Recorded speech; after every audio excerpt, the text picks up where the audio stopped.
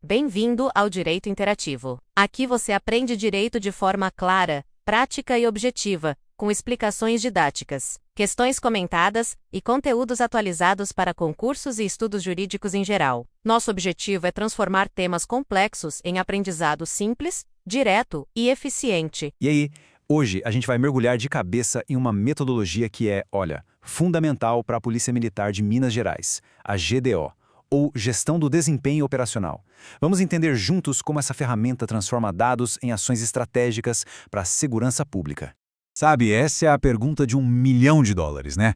Como é que a polícia pode pegar aquele monte de informações e dados sobre o crime e transformar isso numa estratégia que funciona de verdade? Pois é justamente para responder a esse desafio que a GDO entra em cena. Então vamos lá. Para começar, o que é, afinal de contas, essa tal de GDO? E por que ela faz tanta diferença na gestão da polícia? Então, a GDO não surgiu do nada, ela veio da necessidade de ter um jeito mais científico de olhar para o crime. A ideia era parar de só apagar incêndio, sabe? E começar a usar um método de verdade para entender os problemas, pensar nas melhores soluções e, claro, ver se o que foi feito deu resultado. Ela é basicamente uma ferramenta mais direta e objetiva para os gestores. E olha, a palavra-chave aqui é essa: pragmatismo. A GDO não é para ficar só na teoria, num manual na estante. Ela foi pensada para ser usada no dia a dia, para ajudar os comandantes a resolverem os problemas reais, aqueles que acontecem na rua. E tudo isso com base em dados, em evidências e não em achismo. Agora, uma coisa importante. A GDO não é uma daquelas metodologias escritas em pedra. Pelo contrário, ela está sempre evoluindo para ficar cada vez melhor. Vamos dar uma olhada em como essa jornada de aprimoramento aconteceu?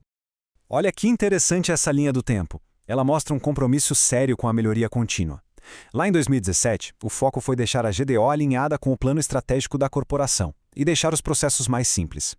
Aí, em 2020, o ajuste fino foi nos parâmetros de avaliação, para buscar resultados ainda melhores. Já em 2022, a lupa foi colocada sobre os indicadores de desempenho. E bem recentemente, em 2023, a quinta edição deu uma sofisticada no modelo todo, para permitir uma análise assim muito mais profunda. Ok, mas como é que isso tudo funciona na prática? Bom, o coração da GDO é o que a gente chama de ciclo de acompanhamento. É ele que garante que a gestão não pare nunca e se adapte sempre que precisar.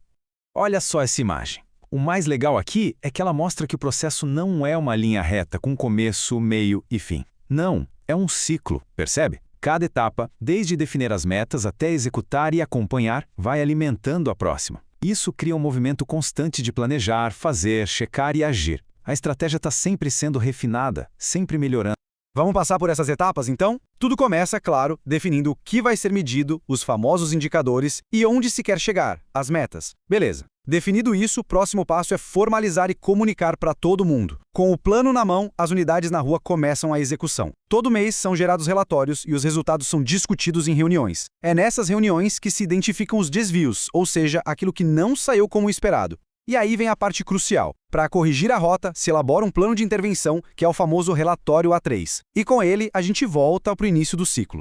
Beleza, mas para esse ciclo todo rodar direitinho, os gestores precisam de algumas ferramentas, né? Ferramentas que ajudam a organizar a conversa e a resolver os problemas. Vamos conhecer as duas principais. A primeira grande ferramenta é a própria estrutura de reuniões. Esse diagrama em pirâmide é ótimo para visualizar como a informação e a responsabilidade caminham pela organização, sabe? Lá do topo, do nível estratégico, até a base, no nível operacional. Existe uma agenda mensal de reuniões que amarra todos os níveis de comando. Lá no topo, no nível estratégico, está o comando geral, olhando o cenário completo. No meio, o nível tático, faz a ponte entre as direções e as unidades que executam. E lá na base, no nível operacional, é onde os comandantes de companhias e pelotões discutem como aplicar as estratégias no dia a dia. Essa estrutura garante que todo mundo esteja na mesma página, do topo à base. Agora, a segunda ferramenta, e que talvez seja a mais importante para resolver problemas de fato, é o relatório A3. Pensa assim, quando algo não vai bem, não adianta só falar, precisamos melhorar. O A3 é o documento que bota no papel o plano de ação, seguindo aquela lógica do ciclo PDCA, sabe? Planejar, fazer, checar e agir. E aqui a gente vê a cara do A3. O modelo é muito inteligente porque ele guia o raciocínio do gestor. Primeiro, você descreve o problema com dados.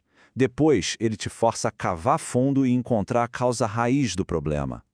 Com isso em mãos, aí sim você define uma meta clara e um plano de ação bem detalhado, com quem faz o quê e até quando. E, por fim, define como vai acompanhar se as coisas estão melhorando. Um ponto importante, o A3 não é um plano para a vida toda. Ele propõe uma estratégia com foco, geralmente para um período de até 90 dias. A ideia é essa mesmo, promover melhorias que a gente possa ver e medir num tempo mais curto, mantendo a organização ágil e focada na solução. Mas olha, nem tudo são flores. Como qualquer sistema que mede desempenho, a GDO também tem seus riscos. É super importante conhecer essas possíveis armadilhas para poder evitar que elas aconteçam. Gerenciar com base em metas é muito poderoso, mas pode criar umas distorções se não tiver uma fiscalização bem de perto. A base de tudo é a qualidade e a honestidade dos dados. Se os dados não forem confiáveis, toda decisão que vier depois vai ser equivocada. Um desses riscos tem um nome em inglês, gaming. Sabe o que é? É quando um gestor de propósito informa um resultado um pouquinho pior do que o real. Mas por que alguém faria isso? Simples. Para que no próximo ciclo a meta dele seja mais fácil de bater. É como se fosse jogar com o sistema. E isso, claro, atrapalha a busca pela melhoria de verdade. Agora, tem um comportamento que é ainda mais grave: a deturpação de dados. Aqui, os dados são mudados de propósito para parecer que o desempenho foi melhor. Isso não só invalida toda a análise, como pode ser considerado um ato ilícito, com consequências bem sérias. Bom, depois de entender como a JDO funciona, suas ferramentas e até seus riscos, vamos amarrar os pontos principais dessa ferramenta de gestão tão importante. Então, o que a gente precisa levar daqui?